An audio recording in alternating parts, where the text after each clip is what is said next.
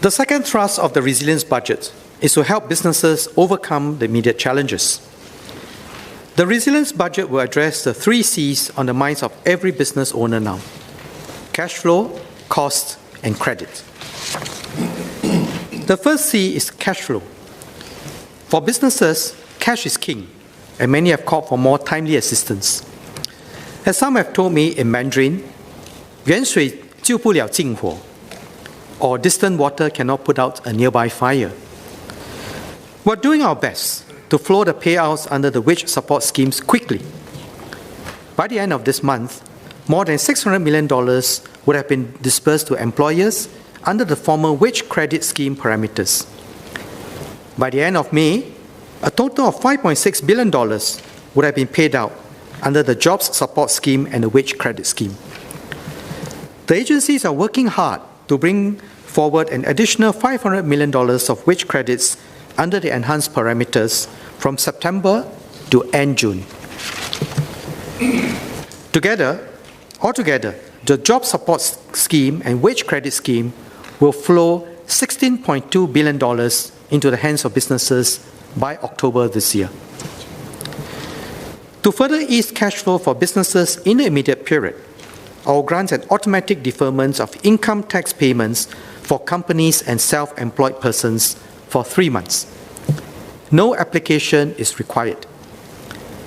For companies, we'll defer income tax payments due in April, May, and June 2020. Instead, income tax payments will only be payable from July 2020. In other words, if you made money last year and need to pay tax this year, you will delay paying for 3 months, so you can use the cash to meet other urgent needs. For self-employed persons, the payment cycle for personal income tax for the year of assessment 2020 generally starts in May 2020.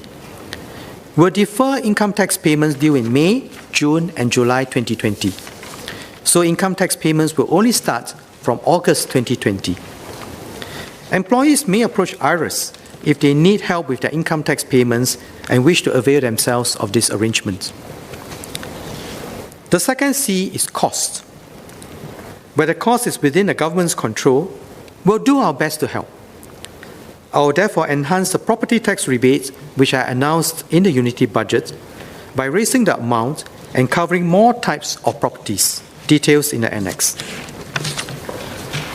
For 2020, qualifying commercial properties that have been more badly affected by the COVID-19 outbreak, including hotels, service apartments, tourist attractions, shops, and restaurants, will pay no property tax.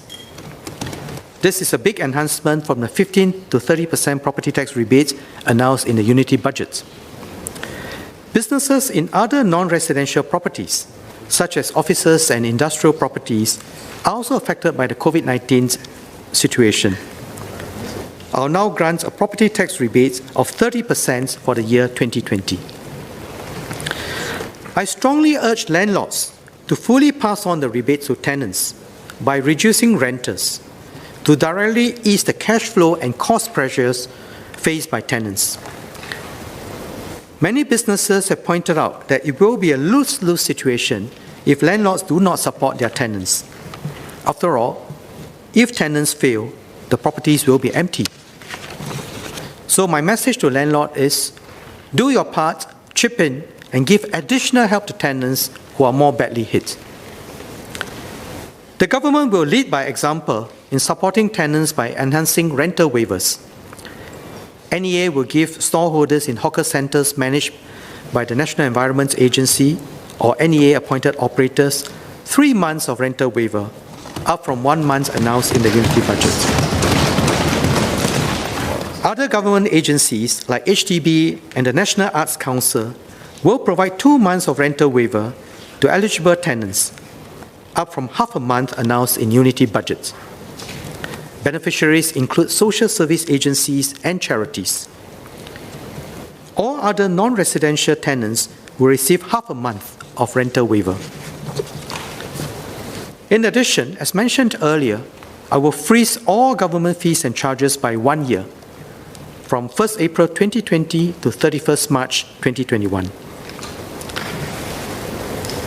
The third C is credit. I will further enhance our financing schemes so that even the hardest hit businesses can continue to have access to credit.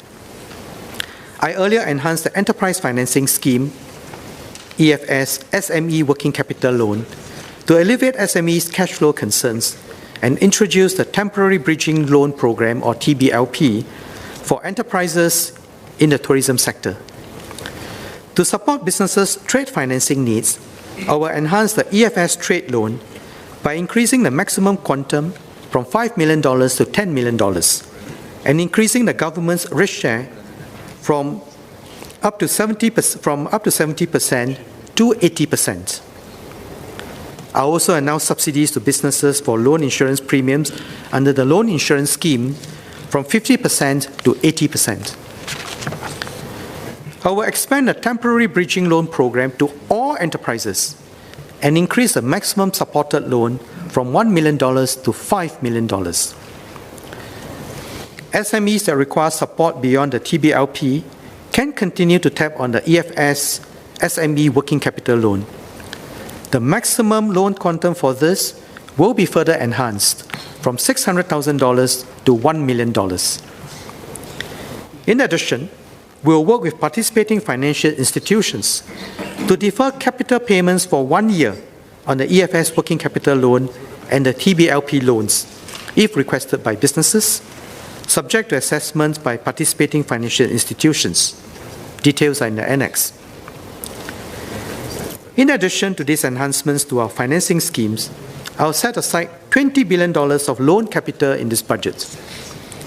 This will help to support good companies with strong capabilities and catalyze private sector loan capital. As the situation is fluid, we'll seek to provide help where credit needs are more acute. Concurrently, MAS is working with banks and insurers to see how best to help businesses and individuals facing cash flow challenges with their loan obligations and insurance premium payments. Details of these measures will be announced by MAS and the industry later. All these measures deal with helping people financially, but there is also an important and complementary part, giving people relief from legal obligations that have arisen because of the COVID-19 situation. It is no fault of theirs that they cannot perform these obligations. For example, many people may have paid deposits for a big gathering that now cannot go ahead. It is not their fault that the gathering cannot go ahead. Should the deposits be simply forfeited? That won't be right. The government is studying the issue, and the Minister for Law will present a set of measures to deal with this at the next parliamentary sitting.